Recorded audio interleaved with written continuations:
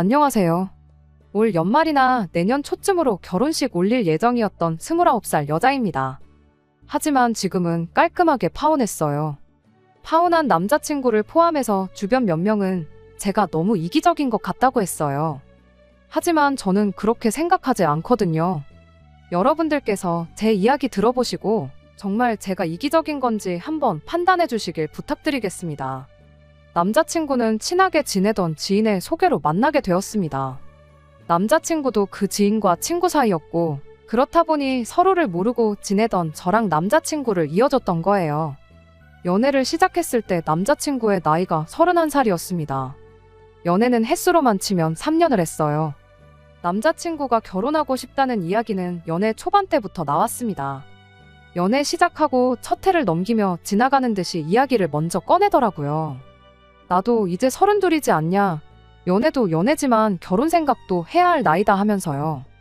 그땐 그걸 당연히 청혼이라고 생각하진 않았어요. 하지만 그 덕에 저도 어느 정도 결혼을 염두에 두고 만남을 이어왔어요. 그런데 그 이후부터 남자친구가 본격적으로 결혼에 대한 굳은 의지를 내비치기 시작했습니다. 제가 이야기를 들어놓고 모른 척을 하는 건 줄 알았나 봐요. 레파토리는 맨 처음 말했던 것과 똑같았어요. 내 나이가 이제 벌써 32이다 어쩌고 저쩌고.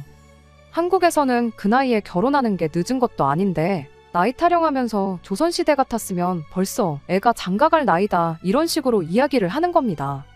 뭔 소리를 하고 싶어서 저렇게 나이 타령을 하는 건가 싶었는데 나중에 가서 하는 말이 하루빨리 결혼해서 자리 잡고 안정적으로 사는 모습 보여드려야지 부모님께 효도하는 거 아니겠냐 하는 거예요. 그래서 제가 단도직입적으로 남자친구한테 지금 나한테 청혼하는 거냐고 물어봤고, 이렇게 얼렁뚱땅 청혼하는 거면 나는 못 들은 걸로 하겠다. 제대로 똑바로 준비해와라 했습니다. 뭐 요즘에 청혼 받으면 기본적으로 야경 끝내주는 호텔에서 명품 가방 선물 주면서 한다는데 그런 청혼 바래서 그런 건 아니에요. 그런 거 받으면 당연히 기분이야 좋겠지만 그런 것보다 더 중요한 것들이 있잖아요. 결혼을 하려면 꼭 알아야 할 현실적인 것들 말입니다. 결혼을 위해 어느 정도 준비되어 있는지, 앞으로는 어떻게 할 계획인지 같은 구체적인 이야기를 듣고 싶었어요. 심지어 결혼을 하자고 말을 꺼내는 사람이 고작 한다는 소리가 부모님께 걱정 끼치기 싫고 효도하고 싶어서 결혼하겠다라는 말이라면 그 이야기 듣고 결혼을 결심하는 사람이 세상 어디 있겠나요?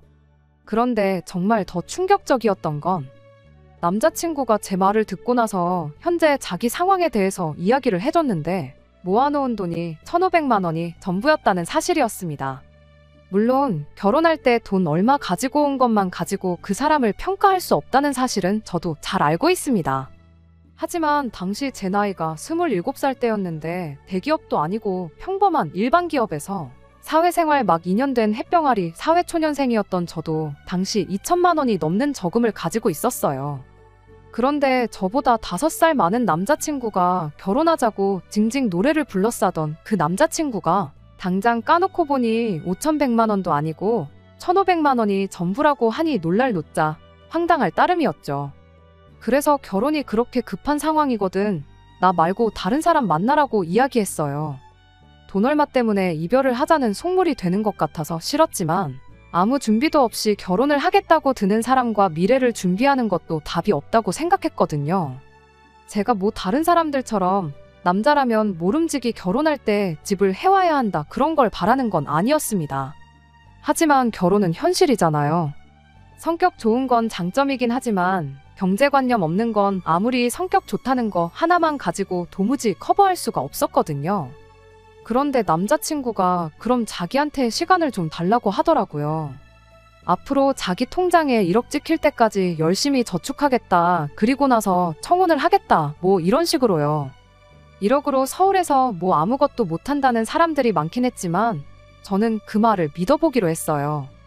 어차피 로또라도 당첨되지 않는 한 짧은 시간 내로 남자친구가 그 돈을 만들 수 있는 방법은 없었고 그 사이에 정말 남자친구가 결혼 상대로는 글러먹은 사람이라는 걸 느끼게 되면 굳이 그 돈을 모을 때까지 기다릴 필요도 없이 헤어지면 되는 거라 생각했으니까요. 그리고 무엇보다 저는 당시 결혼 자체가 그렇게 급한 나이는 아니었으니 저한테는 문제될 게 없다고 생각했습니다. 오히려 남자친구가 진짜 1억을 모아오면 지금 당장 모아놓은 돈이 적을지라도 믿음직한 배우자감이 될 수 있을 거라고 생각도 했습니다. 당시 남자친구 연봉이 4천에서 5천 사이였는데 정말 숨만 쉬고 돈만 모은다고 해도 최소 2년은 넘게 걸리는 일이잖아요. 일반인이 허리띠 졸라매서 사는 경우라고 해도 남자친구가 1억을 모으는 데는 최소 3년 반 정도 걸리지 않겠나 생각을 했어요. 3년 반 내로 그걸 해내면 남자친구 나이가 35, 36 될 텐데 나쁠 거 없다 싶었네요. 32 나이까지 모아놓은 돈 한 푼 없는 거나 마찬가지인 무책임한 남자가 좋은 배우자감이 되겠다 생각한 건 그렇게 1년을 더 연애하고 나서였습니다. 원래 저랑 연애 시작할 당시에는 남자친구는 회사 근처에 원룸을 얻어서 거기서 생활 중이었는데 돈 모으겠다고 방 빼고 부모님 집으로 들어갔고 도시락 싸고 다니고 술 담배도 다 끊어버리고 하면서 정말 미친 듯이 돈을 모았나 보더라고요. 1,500만 원밖에 없던 통장은 1년 만에 5천만 원이 넘는 금액이 찍혀 있었어요. 그리고 그때 이 사람이 할 땐 하는 남자구나 하는 생각이 들었지요.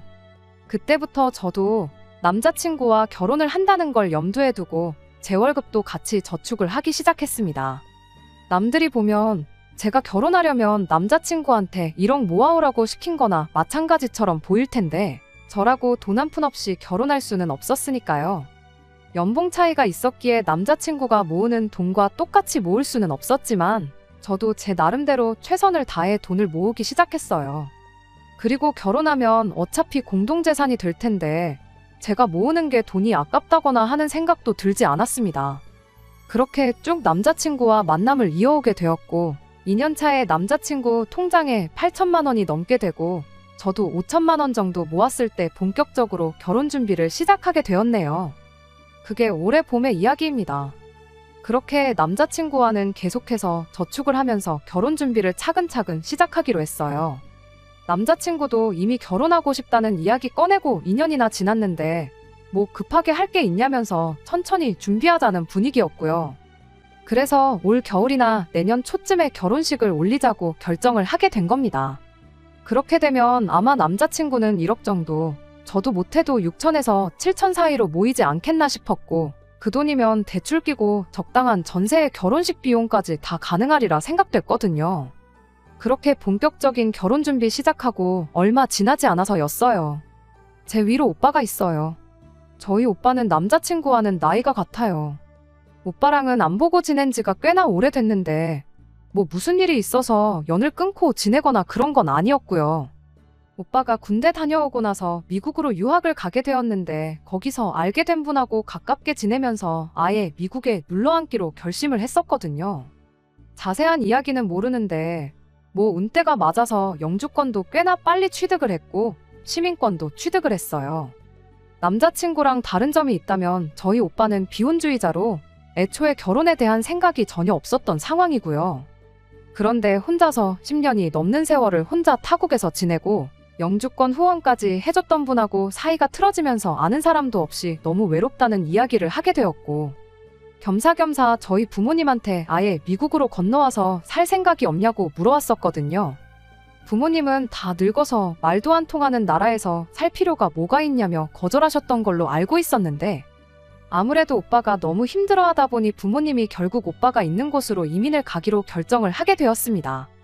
오빠가 사는 지역도 교민들 수가 워낙에 많아서 이야기 들어보니 영어 한마디 못해도 한국 사람 사는데 아무런 문제도 없는 그런 동네라고 했기에 부모님도 그렇게 하기로 결정을 내리셨던 것 같아요. 거기에 이미 저 모르게 해서 초청이민 수소까지 다 받아놓은 상황이었더라고요.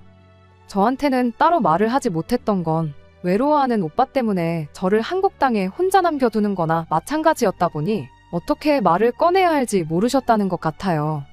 그 와중에 제가 남자친구와 본격적으로 결혼 준비를 시작했다 하니 당신들이 저를 두고 오빠한테 가더라도 제 곁에 저를 지켜줄 사람이 생기는 거나 마찬가지니 안심이 된다 하시면서 그제서야 저한테 이민 사실을 알려주신 거였고요. 원래는 제 결혼식이 끝나고 난 뒤에 떠날 생각이었는데 오빠가 당시 심적으로 너무 힘들어하던 상황이었으니 저희 부모님도 그걸 그냥 두고 볼 수는 없었던 것 같았습니다.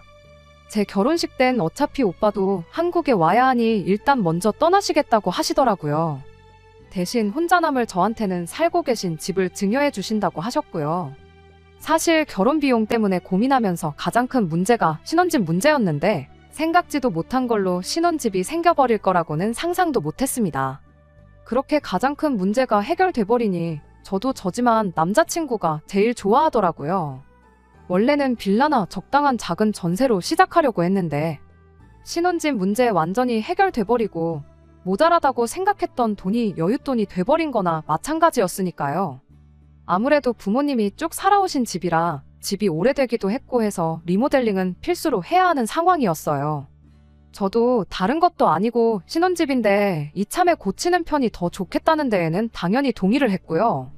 남자친구가 모아놓은 돈으로 리모델링을 하고 나머지 혼수를 다 채워오기로 했습니다. 그래도 대충 견적내보니 돈이 남겠다는 생각이 들었고 남자친구는 그 돈과 제가 모아놓은 돈으로 외제차를 사자느니 어쩌자니 하는 이야기를 하더라고요. 남은 돈에 대해서는 천천히 생각해보자고 했어요. 집이 해결되면 맞벌이 하는데 돈 모으는 일은 순식간이라고 생각했고 그 돈으로 다른 곳에 투자를 하든 진짜 외제차를 사든 더 좋은 방법이 있을 거라 생각했으니까요. 예정대로 저희 부모님이 먼저 오빠가 있는 미국으로 떠나시게 되었고 지난달부터 본격적으로 혼수며 리모델링이며 결혼 전에 미리 준비해야 할 것들을 알아보기 시작했습니다. 리모델링 업체를 정한다고 여기저기 다니면서 견적 내보고 비교하고 있다가 괜찮아 보이는 분을 만나 그 업체로 정하게 되었어요. 그리고 나서 이제 벽지며 바닥이며 자세한 내용에 대해 처음 상담을 받기로 한 날이었는데 남자친구가 그 자리에 자기 부모님을 데리고 왔더라고요. 업체는 제가 여기저기 다녀보면서 알아볼 거 다 알아보고 정한 건데 한다는 말이 제가 경험도 없고 그러니 괜히 눈탱이 맞을 수 있다고 도와주러 온 거라고 하더라고요. 저도 처음엔 조금 어이가 없긴 했지만 저희 부모님도 벌써 미국으로 떠난 상황이었다 보니 그래도 경험 많은 어른이 같이 있으면 도움이 되지 않겠나 하는 생각이 들어서 같이 업체에 방문을 하게 되었지요. 시작하자마자 남자친구 부모님이 도어락부터 인터폰 같은 건 돈 받지 말고 그냥 해달라고 하면서 업체 실장님하고 조율을 하기에 잘 데리고 왔다는 생각이었어요. 그런데 벽지랑 장판을 고르는 와중이었는데 안방에 들어갈 벽지랑 장판만 다른 걸로 하자고 하시면서 당신들 마음에 드는 걸로 고르시더라고요. 제 스타일도 아닌 걸 억지로 하라고 하시는데 이게 뭔가 싶었어요. 견적 다 내고 나서 같이 식사를 했는데 그때는 분위기상 넘어가긴 했는데 자꾸 안방 벽지랑 장판 이런 게 자꾸 마음에 걸리더라고요. 방 3개짜리 아파트긴 하지만 이러나 저러나 잠자는 시간 포함하면 하루 중에 집에서 가장 오랜 시간을 보내는 방인데 장판이랑 벽지가 제 마음에 안 들면 정이 안 갈 것 같아서요. 그래서 남자친구 부모님 같이 식사하는 자리에서 벽지랑 장판은 그냥 집 전체 똑같이 통일성 있게 해야겠다고 말을 꺼냈죠. 그런데 그 말을 듣더니 두 분 반응이 얘가 무슨 소리를 하냐 하는 반응이었습니다. 이어서 나온 말에 저는 어이를 상실하고 말았어요. 아니, 그때 이미 이 결혼은 끝장났구나 하는 생각을 갖게 되었습니다. 남자친구 부모님이 저한테 한다는 소리가 그 방은 자기들이 쓸 방이니 자기들이 고른 벽지와 장판을 그대로 써야 한다고 대답을 했으니까요. 다른 방도 아니고 신혼집 안방을 쓰겠다는 말이 뭔 소린가 싶었습니다. 오시면 얼마나 오신다고 손님 방으로 써도 되는 작은 방을 두고 안방 이야기를 꺼내나 싶었는데 손님으로 오겠다는 게 아니고 같이 살겠다고 하는 이야기였었으니 말이에요. 남자친구 부모님도 제 반응을 보더니 남자친구한테 아직 말 안 했냐는 듯한 반응이더라고요. 식사 자리 끝나고 나서 부모님하고 같이 들어간다는 남자친구를 붙잡아서 자리를 옮겼어요. 그리고 이게 무슨 상황인지 설명해 보라고 했습니다. 남자친구 반응이 더 어이가 없었습니다. 뭐가 그렇게 당당한지 부모님이랑 같이 살 건데 뭐 문제 있냐는 반응이었으니 말이에요. 오히려 부모님이 같이 살아준다는 걸 제가 고마워해야 하는 상황이라는 말도 안 되는 논리를 펼치기 시작하는 거예요. 장점이라고 설명하는 게 부모님이 우리랑 같이 살아주면 하면서 마치 저희를 위해서 엄청 희생한다는 말투로 말을 하더라고요. 일단 우리는 맞벌이를 하지 않느냐, 그렇게 되면 퇴근하고 와서도 집안일에 또 남은 기운을 써야 하는데 자기 부모님이 같이 살아주시면서 집 정리고 빨래고 청소고 식사까지 다 준비해 주실 거다 하면서 그 덕에 제가 집안일로부터 자유로워질 수 있으니 저한테는 무조건 이득이라는 겁니다. 안방을 쓰는 이유도 따로 있다네요. 안방이라고 해봐야 솔직히 잠만 자는 공간 아니냐고. 집에서 가장 넓은 공간을 잠만 자는데 쓸 이유가 하나도 없다는 거예요. 퇴근하고 오면 우리는 식사하고 TV 보고 거실에서 시간만 보낼 텐데 오히려 화장실 딸린 안방을 쓰겠다는 자기 부모님한테 감사해야 하는 거라고. 괜히 생활동선이 맞물려서 오며 가며 마주치면 서로 불편하지 않겠냐고. 그런데 화장실 딸린 안방 쓰시면 부모님이 우리 퇴근하고 나서도 방에만 계실 수 있으니 불편할 게 하나도 없다는 거죠. 방이 넓으니 거기에 TV 하나만 더 놔드리면 저녁 식사할 때 빼고는 부모님하고 마주칠 일도 없다는 거예요. 마지막으로 제가 남자친구 부모님한테 오히려 감사해야 한다는 이유를 듣고 결혼에 대해서 다시 생각해보자고 한마디 해버렸네요. 제 명의 집에 자기 부모님이 와서 사는 거니 이건 시집살이가 아니고 오히려 우리 부모님이 얹혀 사는 거라는 말도 안 되는 소리를 하더라고요. 부모님이 우리 집에 얹혀 살면서 며느리 눈치 보며 집안일도 다 해주신다는데 당연히 제가 감사해야 하는 부분이지 않냐는 뻔뻔한 소리를 아무렇지도 않게 하더라고요. 이게 뭔 미친 소리인가 싶어서 그러냐고. 그냥 결혼에 대해서는 다시 생각해보는 게 좋겠다고 대답을 했습니다. 그랬더니 남자친구가 다짜고짜 저보고 너 때문에 2년을 더 낭비를 했는데 이제 와서 집 생기니까 파혼하자는 소리를 할 수 있냐며 이기적이라고 입에 개거품을 물면서 따지더라고요.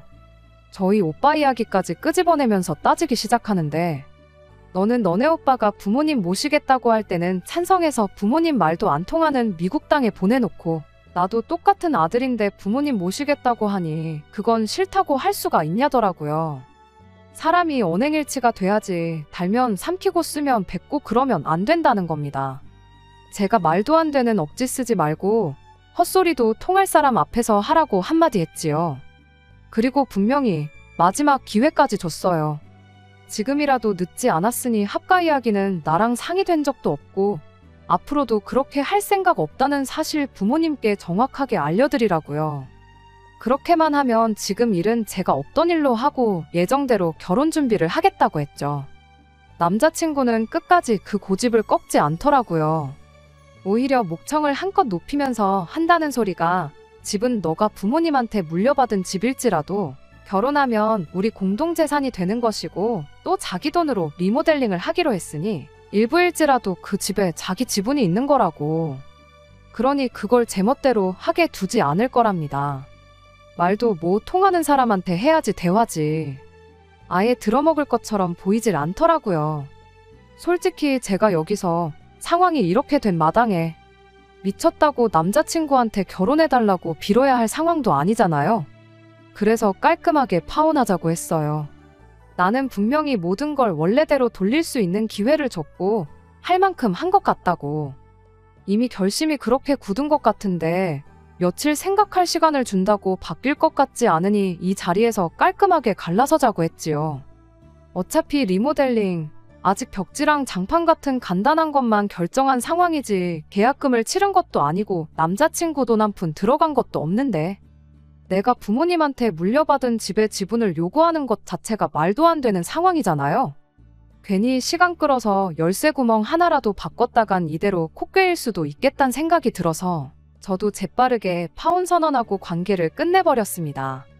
남자친구는 그 상황에서도 너네 가족들 전부 너를 두고 다 미국으로 가버린 상황에 자기 부모님이 저희 부모님을 대신해서 곁에서 지켜주겠다는 걸 거절한 걸 두고 평생을 후회할 거라며 큰 소리를 떵떵 치더라고요. 그런데 큰 소리 떵떵 치고 결혼 엎어버린 것과 다르게 남자친구한테서 한 달도 안 돼서 다시 시작하자는 연락을 받게 되었어요. 같이 사는 건 당연히 없던 일로 하겠다고 하는데 솔직히 그 말에 믿음이라곤 일도 가지 않았어요. 나중에 말 바뀔지 누가 알겠어요. 그래서 이럽다고 또 연락 올 줄 모르고 전화번호 차단 안 한 내 잘못이라고 한마디 해주고 연락 끊어버렸습니다. 그리고 얼마 지나지 않아 남자친구를 저에게 소개해준 지인에게서 연락을 받게 되었습니다. 남자친구랑 제 소식 들었다면서. 그런데 그 지인이 남자친구 편을 들어주더라고요. 남자친구가 결혼이 급했는데 저 때문에 2년 넘는 시간을 더 보내지 않았냐. 중간에 잠깐 문제가 생겼다고는 하지만 결국에는 마지막에 와서 제가 원하는 대로 다 맞춰주겠다고 하는데 그런 사람을 매몰차게 대할 필요는 없지 않느냐면서 중간 입장에서 보기엔 남자친구 잘못만 있는 게 아닌 것 같으니 이기적으로 굴지 말고 좋게 잘 해결하라는 거예요. 3년이나 만났고 결혼 전제로 인연을 만나놓고 파혼하는 건 경우가 아닌 것 같다고 하면서 말이에요. 그 지인한테는 입장 바꿔 생각해보라고 한마디 해줬어요. 언니가 내 상황이었으면 이 결혼했을 거냐고 그렇게 생각하면 저는 그럴 생각 추호도 없으니 언니야말로 그런 사람 만나서 결혼하라고요. 남자친구한테도 제대로 전해주라고 했어요. 어디 가서 나 때문에 2년 시간 낭비했다는 소리 하지 말라고요. 정말 시간 낭비했다는 생각이 들면 통장부터 보고 오라고 전해달라 했죠. 애초에 2년 전에 저랑 헤어졌다고 1,500 가지고 결혼이나 했겠냐고. 지금 통장에 1억 가까이 모으게 해준 나한테 엎드려 절해도 모자랄 판 아니지 않냐고 한번 물어보라고 했네요. 그리고 지금 1억 모아놨다고 해서 당장 안방은 시부모한테 내주고 결혼 생활 시작할 사람 찾아야 하는데 요즘 세상에 그런 사람 찾을 수나 있겠냐고. 똥 묻은 개가 겨 묻은 개 나무라지 말고 주제 파악부터 하라고 전해주라 했습니다. 그리고 그 언니랑도 앞으로 연락하지 말고 지내자고 했네요. 가까이 지내던 지인과 남자친구 두 사람을 동시에 잃게 되었는데 솔직히 전혀 아쉬운 점이 없습니다. 오히려 제 인생에 가장 쓸모없는 두 사람 내쳐버렸으니 저한테는 이득이라고 생각해요. 제 선택의 아쉬움도 후회도 없고 지금은 되려 못한 말 다 쏟아버린 것 같아서 속이 후련합니다. 끝까지 들어주셔서 감사합니다. 오늘의 사연은 여기까지입니다. 구독과 좋아요, 알람 설정 부탁드리고 더 좋은 사연으로 다시 찾아뵙겠습니다. 감사합니다.